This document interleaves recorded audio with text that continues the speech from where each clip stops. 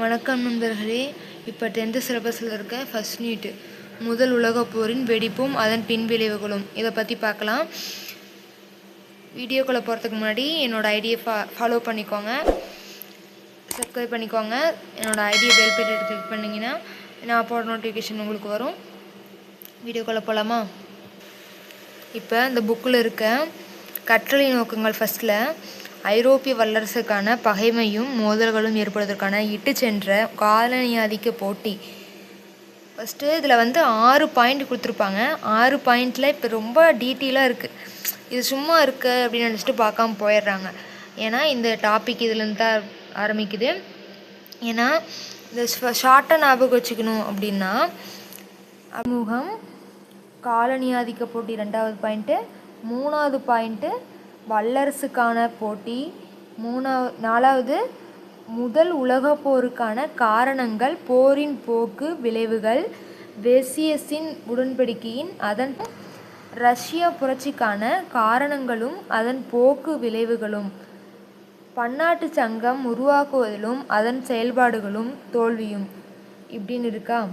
அப்போ அறிமுகம் first point அறிமுகம், காலனியாதிக்க போட்டி 2வது, 3வது வல்லரசுக்கான போட்டி, 4வது முதல் உலகப் போருக்கான காரணங்களின் போரின் போக்கு விளைவுகள், 5வது ரஷ்ய புரட்சி, 6வது பன்னாட்டு சங்கம். இந்த டாபிக் வச்சு தான் இந்த சிலபஸ் மூலிமா எல்லாமே பார்க்க போகிறோம். வாங்க வீடியோக்குள்ளே போகலாம். ஃபஸ்ட்டு அறிமுகம். உலக வரலாற்றில் கிபி பொது ஆண்டுக்கு 1914ஆம் ஆண்டு ஒரு திருப்பு முனையாகும் அப்படின்னு இருக்காங்க. ஏன்னா 1914 1919 வரைக்குமே அப்போ தான் முதல் உலகப் போர் 1914 தொடங்குச்சு, 1919 முடிவடைஞ்சிச்சு அது சொல்கிறாங்க. அப்புறம் 1989ஆம் ஆண்டு தொடங்கிய அரசியல் சமூக போர் செயல்பாடுகள் 1914 வெடித்த முதல் உலகப் போருக்கு உச்சத்தை அடைந்தது, 20ஆம் நூற்றாண்டு போக்கை தீர்மானித்தது. இதில் என்ன புரியுது அப்படின்னா 1789ஆம் ஆண்டு தொடங்கிய அரசியல் சமூக செயல்பாடுகள்லாம் 1914 வெடித்த முதல் உலகப் போர் தான் உச்சத்தை அடைந்துச்சு. அது 20ஆம் நூற்றாண்டில் ஒரு போக்கை தீர்மானிச்சிச்சு. அது மட்டும் இல்லாமல் 1914ஆம் ஆண்டு முதல் உலகப் போர் நடந்துச்சு இல்லையா, அந்த முதல் உலகப் போர்னால தான் சில நூற்றாண்டுகள் நீடிச்சு வந்ததுனால நீடித்த 19ஆம் நூற்றாண்டு அப்படின்னு அழைக்கிறாங்க. அது மட்டும் இல்லாமல் சில முதல் உலகப் போர்னால சில நாடுகள் பேரரசுகள் இதெல்லாம் சிதறண்டு கிடச்சிச்சு, தனித்தனியாக போயிருச்சு. அப்போ அந்த நாடுகள் யார்? ஜெர்மனி, ஆஸ்திரேலியா, ஹங்கரி, உதுமானிய பேரரசு ஆகியவை ஆகும் இப்படி சொல்கிறாங்க. அந்த நாடுகள் முதல்ல முதல் உலகப் போகும்போது 1914ஆம் ஆண்டு தொடங்குச்சு, 1918ஆம் ஆண்டு முடிஞ்சிச்சு. அப்போ 1919ஆம் ஆண்டு பாரிஸ் சமாதான மாநாடு அப்படிங்கிற ஒன்று உருவானுச்சு. அப்போ உருவானக்குள்ள 1920 பன்னாட்டு சங்கம் உருவானது. ஏன்னா பாரிஸ் சமாதான மாநாடு முழுக்க வெற்றி மாநாடாக தோல்வி அற்றதாகவும், பாரிஸ் அந்த நாட்டில் சமாதான மாநாட்டில் பிரான்ஸ் நாட்டில் தலைநகரமாக இருந்துச்சு. இது பாரிஸ் நாட்டில் பாரிஸ் சமாதான மாநாட்டில் வெற்றி மாநாடாக தோல்வி அற்றதாகவும், அந்த மாநாடு சமாதான மாநாட்டில் பிரான்ஸ் தலைநகரத்தில் பாரிஸ் நாட்டில் அங்கே வாழ்ந்து தங்களுக்கு ஒரு அரண்மனையை மாளிகை கட்டினாங்க. அந்த மாளிகை பேர் என்ன? வெர்சஸ் மாளிகை அப்படிங்கிற பேர். முதல் உலகப் போர் வெற்றி பெற்ற நாடுகளில் முதல் தோல்வியற்ற நாடுகளும் அங்கே ஒன்று. அப்புறம் அங்கே கூடி ஒப்பந்தம் கையெழுத்திட்டாங்க. எங்கே? பாரிஸ் நாட்டில்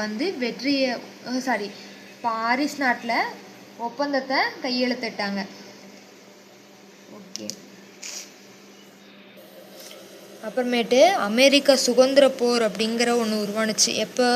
1989 ஆரம்பித்தது.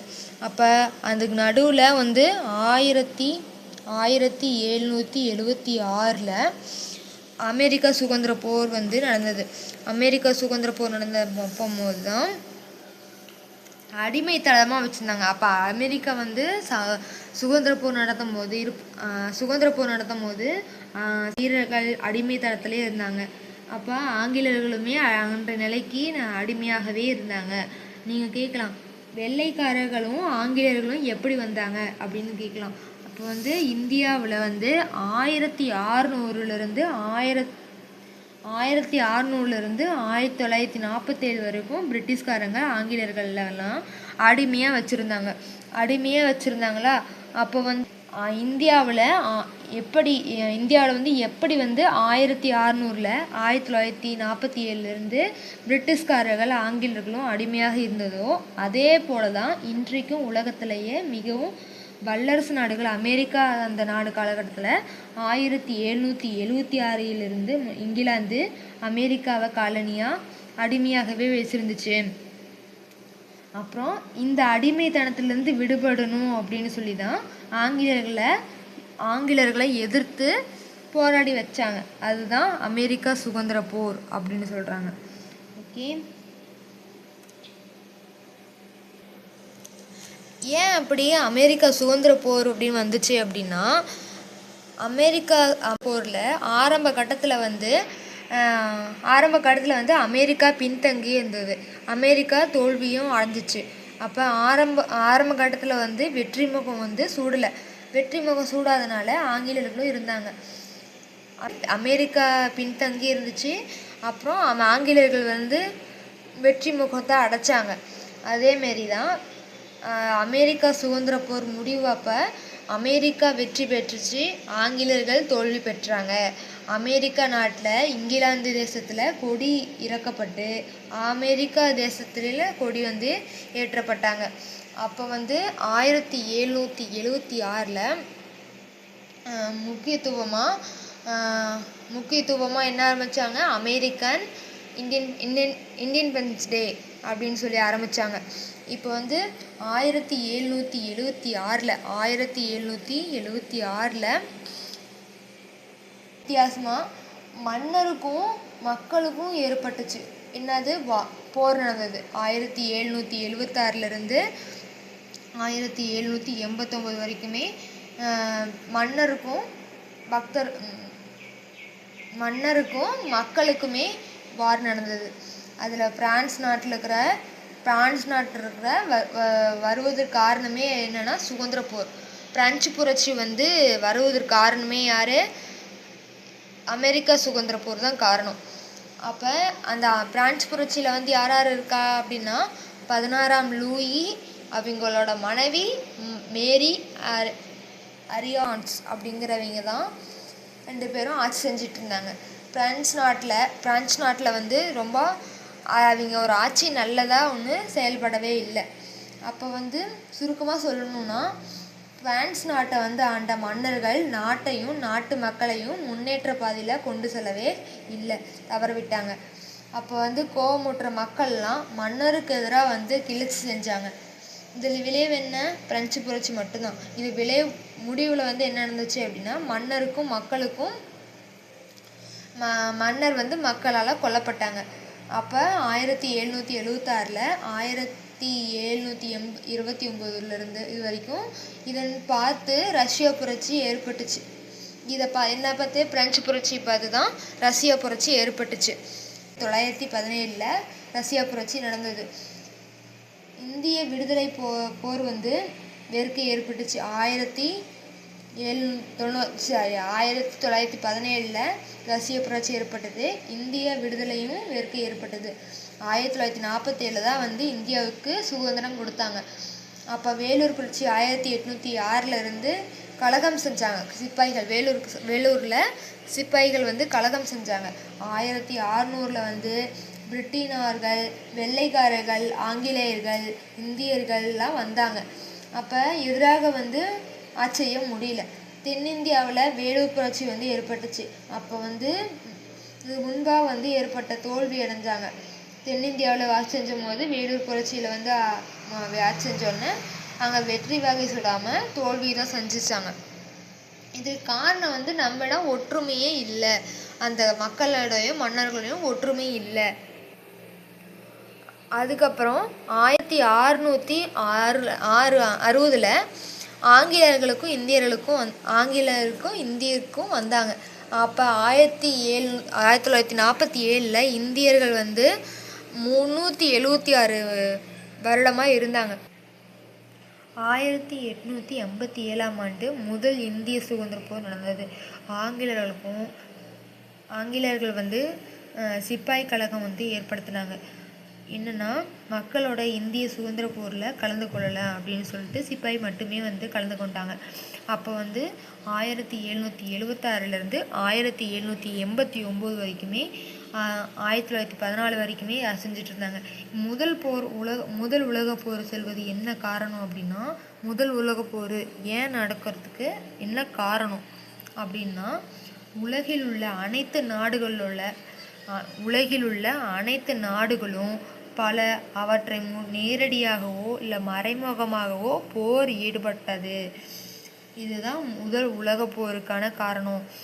இப்போ வந்து உலகமே வந்து 2 அணியாக மாறுச்சு.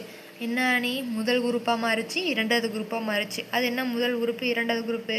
முதல் குரூப்புனா ஜெர்மனி, 2வது குரூப்பு வந்து இங்கிலாந்து. ஏன் அது வந்து 2வது குரூப்பு 2வது பிரிஞ்சது காரணமாகவே ஜெர்மனி தான் காரணம்.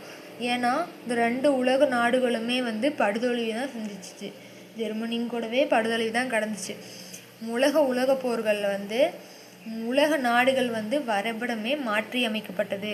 அப்போ மாற்றி அமைக்கப்பட்டதுனால உலகத்தில் வந்து 4 முக்கிய வம்சம் இருந்தது, கொடிகட்டி பரவுனுச்சு.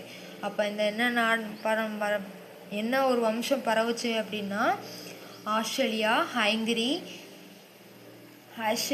ஹங்கரி, ஹோம்பார்க் வம்சம். அடுத்து ஜெர்மனியோட ஹைப்ரன்ஸ் சோலன் அப்படிங்கிற ஒரு இது, துருக்கியோட அட்மன் துருக்கி, ரஷ்யாவில் ஷர் அப்படிங்கிற அடியோடு அழிக்கப்பட்டது. அப்புறம் முதல் உலக போரின் போது தான் முதல் உலக போர் முடிவு என்னென்னா, பன்னாட்டு சங்கம் ஆரம்பித்தாங்க. பன்னாட்டு சங்கத்தில் இதுபோல் வந்து இன்னொரு போர் நடக்கக்கூடாது, பன்னாட்டு சங்கம் முதல் உலக போர் நடந்தது, இதுக்கு மேலே இன்னொரு போர் வரக்கூடாது அப்படின்னு சொல்லி தான் இந்த போர் வந்து ஏற்படுத்தினாங்க. முதல் உலக போர் எல்லா நாடுகளிலும் அமைதி சமாதானம் ஏற்பட்டுச்சு. நிலவணும் அப்படின்னு சொல்லி அமலுக்கு கொண்டு வரணும்னு சொல்லி நிலவணும் அப்படின்னு சொல்லி பன்னாட்டு சங்கம் ஆரம்பித்தாங்க. பன்னாட்டு சங்கம் உருவாக்கி வெற்றி பெற்றவே இல்லை. அப்போ வந்து சர்வதேச சங்கம், பன்னாட்டு சங்கம், சர்வதேச சங்கம் ரெண்டும் ஒன்று தான். ஆனால் வெற்றி வந்து இது ரெண்டுமே வந்து பெற முடியல. அப்போ 2ஆம் முக்கிய காரணத்துக்கு வழிவகுச்சிச்சு. முதல் உலக போருக்கு முடிவு தெரிவிக்காதனால 2ஆம் போர் வந்து நடந்துச்சுன்னு சொல்கிறாங்க. நெக்ஸ்ட் வீடியோவில் பார்க்கலாம். பிடிச்சா அந்த லைக் பண்ணுங்கள், ஷேர் பண்ணுங்கள். நெக்ஸ்ட் வீடியோக்கலாம். பாய்.